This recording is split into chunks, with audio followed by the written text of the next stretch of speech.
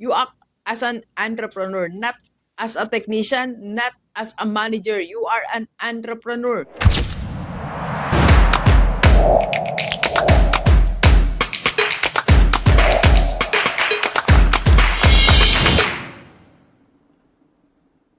Okay, Gilibers, 5 business mistakes that I learned from school owners and paano natin to maya-apply sa negosyo natin. Since October po, I started my seminar sa AIM, sa AIM Conference Center.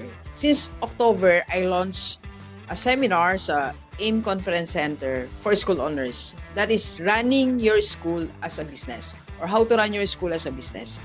Then eventually, nag-batch 2, 3, 4, 5, then, ngayon, meron na tayong masterclass. Nasa batch 2 na tayo ng masterclass. So, in other words po, yung kausap ko ngayon, kaharap ko sa seminar, are school owners from Luzon, Visayas, and Mindanao, Metro Manila. So, I was surprised na in our discussions, kasi marami kami sharing time. In our discussions, ang dami din pala na reasons why hindi na ma-maximize yung revenue, and these are quote and unquote mistakes or hindi nakikita ng mga school owners. Na baka itong mistakes na to o yung mga hindi nakikita opportunity ay hindi mo rin nakikita sa business mo. Kaya mag-transfer lang tayo. Let's transfer these ideas from education or academe papunta dyan sa negosyo mo, kahit resto yan, retailing yan, or software, kahit anong business mo or financial industry, pwede natin ito ma-apply. Okay? So, unang-unang mistakes sa school owners is they focus on one stream of income only. Actually, meron namang 1, 2, 3. So, ako marami din akong natutunan sa mga ibang school owners. Pero most of the school owners, talagang nakarely lang sila sa tuition fee. Tuition fee and miscellaneous. Yes, meron silang other source of income. Like, syempre, may income yan sa books, merchandise, pero not all are maximizing this. Alam nyo, meron ako napanood kanina na meron pala sa bawat negosyo pala 27 revenue or streams of income ang pwede nating kuhanin sa current business natin. And dito rin, no, sa seminar din namin, ang dami ko nakita dito na parang impossible na gawin siyang source of income pero nangyayari. Let me give you one example lang para magulat tayong lahat. Kasi kung gusto mong matutunan, attend ka ng seminar ni Doc. Lalo kung school owner ka. For example, ito di ba sa merchandise, di ba meron tayong mga socks, medyas, binebenta natin sa mga estudyante natin. Di ba hindi pa nagbebenta, magbenta ka na kung di ka pa nagbebenta. Eh meron din mga school na supplier na talaga sila, nagre-rebrand sila. So imagine that, no? Doon pa lang, 2 revenue stream na. Imagine kung meron kang 2,000 estudyante, bumibili sa'yo ng 5 medyas yan. Magkano? 5 times 2,000 is, so lagi tayo may calculator. Pag-calculator tayo, 5 times 2,000 is 10,000. So kumikita ka na ng 10 pesos or yes, 10 pesos per student. So meron kang 100,000. Eh kung 2 sem yan, times 2. So you have 200,000. Or kung 100,000 na lang, kung hindi college. So, ibig sabihin, pinapalay o nilelet go natin to na hindi natin nare-realize, pwede palang magkaroon din tayo ng stream of income. At eto pa, malupit So, hindi lang sila nagbebenta ng medyas. Meron din sila mga schools na kausap sa amin na kayo kumuha ng medyas supply.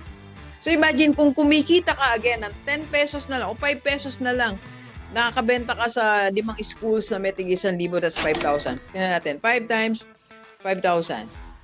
So, meron kang 25,000, ay hindi lang isa yan, times 4 pieces sila. Bawa lang. Again, 100,000. So, meron kang 200,000. So, ilang, paulit-ulit lang and meron ka ng sistema dyan, meron ka isang taong i-charge, still kumikita ka pa rin. Alright? So, sa negosyo natin, tingnan din natin, ano pa yung other source or revenue na hindi natin napapansin. Okay? Kaya nga, ikaw as a school owner, dapat ang acting mo talaga is an entrepreneur. Kaya lagi namin sinasabi, you act as an entrepreneur, not as a technician, not as a manager. You are an entrepreneur. So, dapat yung acting mo entrepreneur. Ano acting ng entrepreneur? So, ito yung iniisip mo, paano ba madadagdagan yung revenue streams or streams of income ng business ko. Number 2, they're missing 2 important positions. Ito yung nakakagulat na wala sila nitong dalawa na to. Marketing and enrollment officer. Imagine mo sa isang school, walang marketing officer, walang enrollment officer. Dalawang importanteng position na walang nag-occupy. Kasi most of the school owners, ang iniisip po ay ang enrollment naman, 2 buwan lang. Doon nga tayo nagkakamali. Enrollment, mula everyday is enrollment. I can say that.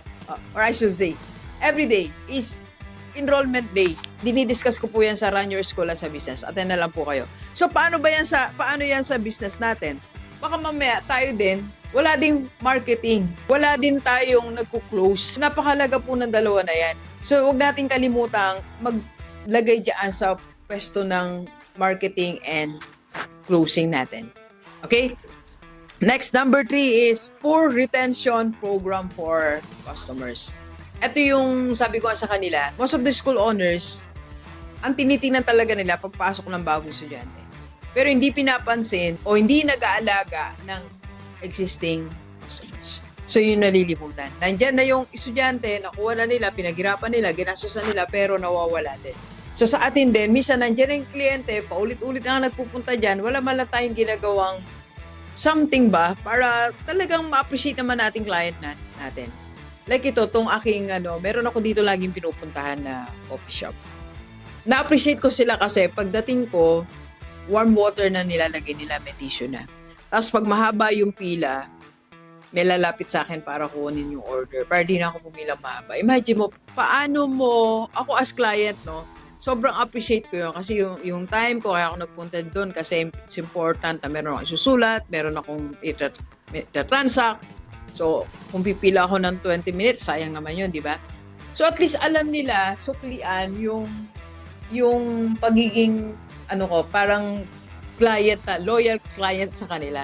So, yung current customers mo ngayon, bigyan mo naman ng appreciation. Alagaan mo yun. Taasan mo yung retention mo sa client mo. Alright? Next is, ito po, they focus more on being a technician rather than entrepreneur. So most of the school owners, sila pa din yung may mga nagtuturo pa rin. Okay lang, pero wag maraming subjects, okay lang magturo ka. Sila pa din yung gumagawa ng mga technical things. Sila pa rin nagtuturo ng ganitong skill. Sila pa rin namimili, procurement. So dapat dito ka na sa entrepreneur. So sa atin din, sa negosyo natin, baka technician ka pa rin. Ikaw pa rin nagbubukas, nagsasara, namimili, nagbibilang. So dapat baguhin na natin yan. And last is, they focus more on physical expansion rather than digital expansion. Yes. Isa sa mga seminars namin sa masterclass, ipinakita ko po ang future ng private school. Ang future ng private school, ang growth mo is no longer dependent on classroom. Ang growth mo, depende na yan sa different programs mo. Ibig sabihin, kahit hindi ka magdagdag ng classroom, pero pwede mag-grow yung school mo. So sa atin din, sa negosyo din natin, kahit hindi tayo magdagdag ng physical rooms or mag-extend ng office mo o ng space mo, pwedeng madagdagan ng income mo, pwedeng mag-grow ang business mo when you apply the technology, when you use the right technology, when you use digital technology, and naging creative tayo. Okay? Alright, Gilibers, madami pa tayong natutunan sa mga school owners. If you want to know more, kung meron kang school, pwede ko pa mag-join. Meron tayong Run Your School as a Business, may masterclass, and marami pa tayong mga programs na papadating this 2026. Okay, let's go. Kape po tayo. Kape po.